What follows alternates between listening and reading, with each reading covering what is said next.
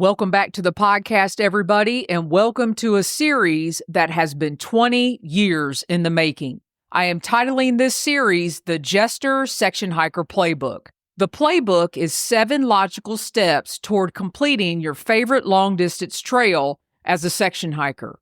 Over the last 20 years, I have learned what works when it comes to setting your section hiking goals, logistics, training, gear, nutrition, having fun, and as they say in the hiking world, hiking your own hike.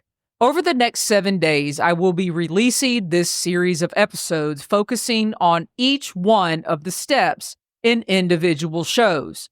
So next up is step 2, which is logistics.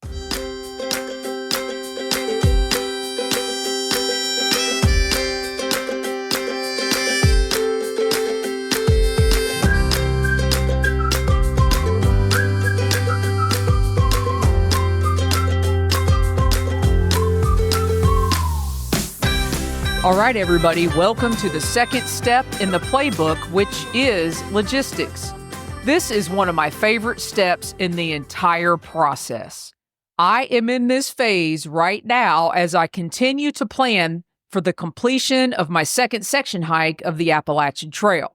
I decided the first thing we should do is actually define the word logistics.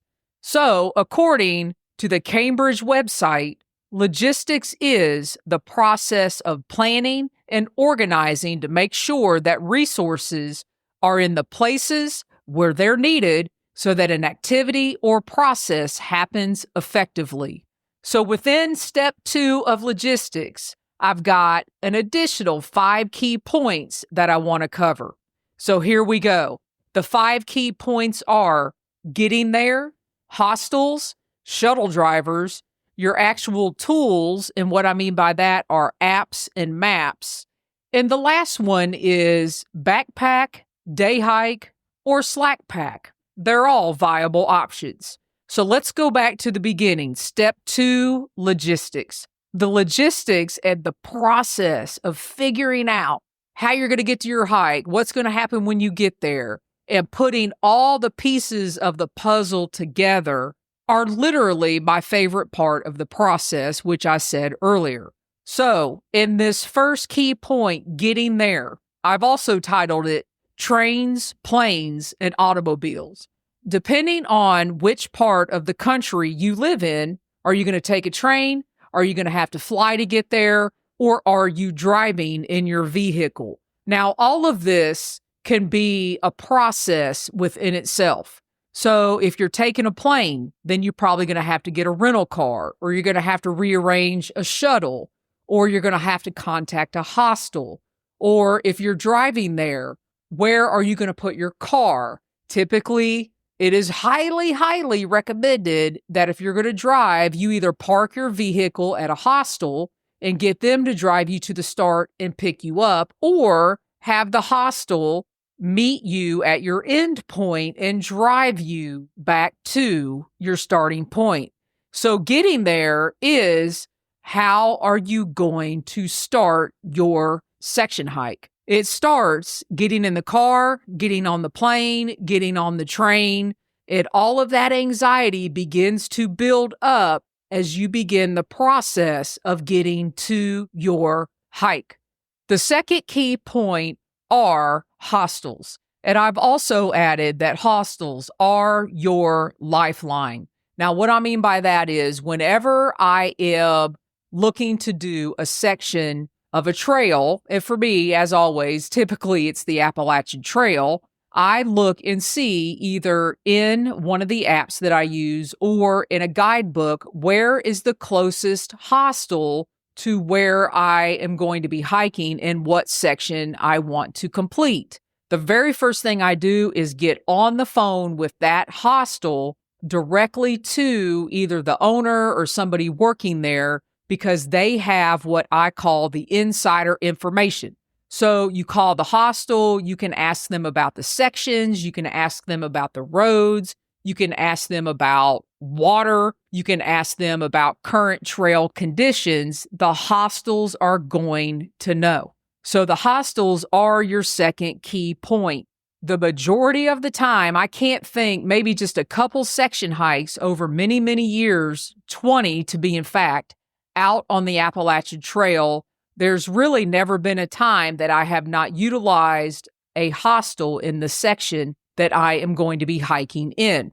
The third point, I wrote down shuttle drivers. And the key point about that, shuttle drivers are your friend. They are right there equal with the hostel owners. And a lot of times, the hostel owners and the shuttle drivers are in contact with each other. They are in connection. And the shuttle drivers are the boots on the ground for the hostel owners. Because a lot of hostels, they're too busy running the hostel. They may outsource their shuttle driving and getting you to the trailhead, and that is awesome. I have met many, many, many shuttle drivers from Georgia to Maine, and I've never had a bad experience. In fact, I've also had shuttle drivers that have come and gotten me out of a pinch when I needed off a trail, when I've changed my plans, when things have happened. So again, it goes back to shuttle drivers are your friend. So let's recap before we move forward. So step 2, logistics. The first key point is getting there, your trains, planes, automobiles. The second point is hostels are your lifeline. The third point, shuttle drivers are your friend. And the fourth point, I've titled tools. So these are your apps and your maps. And I am so grateful and thankful for technology because right now, the number one app that I use for a lot of the trails that are out there is the Far Out app. I wish I would have had this back in 2006 when I started the trail because you can actually map out your route, your individual days. It saves it for you. You can look ahead and map out a route. It shows you within the Far Out app where all the hostels are, where the shuttle drivers are, if they are within the app and connecting with Far Out. It shows you where all of the water source connections are, where all of the campsites are along the trail. Just so many things now within the Far Out app. It is actually unbelievable, and even more unbelievable what they've done with their water sourcing and being able to tell you our water source is good, our water source is low, how far in between until you get to the next town, until you get to the next shelter. So as you could probably tell, I highly recommend downloading the Far Out app and paying for the trail that you want to utilize. So over the years, have I learned anything else? Yes, you always need to have a map with you. And I've always carried a map since 2006. And the AT guide, which is titled the AT guide, I have it right here in front of me, the 2025 edition for the Appalachian Trail, very specifically for the AT. Now, I know other trails also have guides and resources that you can utilize, but this is my paper map resource, and it is by David A. Wall Miller and Anti-Gravity Gear. And the really cool thing about the AT guide, the way I purchase it, you can purchase it in one book, or you could purchase it as the book, but it actually comes in individual pages. So all you have to carry are the individual pages. My tools that I use on the Appalachian Trail every single time, without a doubt, is the Far Out app and a map for me, which is the AT guide. Now, you can go to each of the long distance trails conservancy pages or organization pages, and they also have their own individual maps and resources. So you can always check those out as well. So the last point that I have in logistics is everybody talks about it. Are you going to backpack? Are you going to day hike? Are you going to Slackpack? Are you going to Platinum Blaze? How are you going to complete that section of trail? And yes, they are all viable options. And yes, I have done each one of those options. I've backpacked on my section hikes. Some parts of the trail, you have to go out and go overnight because the logistics of the roads are a nightmare. I have day hiked along the Appalachian Trail hundreds of miles. I have slackpacked, and I'm putting air quotes up as I say the word slackpack, from hostels, where the hostels will drop you off north and you hike back south back to the hostel, or they'll take you south and you hike north back to the hostel. I have done all of those options. And yes, I have even platinum blazed the trail, where I stay at a fancy hotel, the Mount Washington Hotel. I stayed there back in 2016 and 17 when I was hiking through New Hampshire, and I absolutely loved it. And guess what?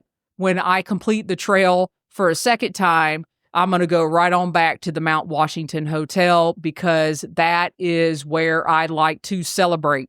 So yes, I will platinum blaze as well. And I just wanted to say, it does not matter how you do it.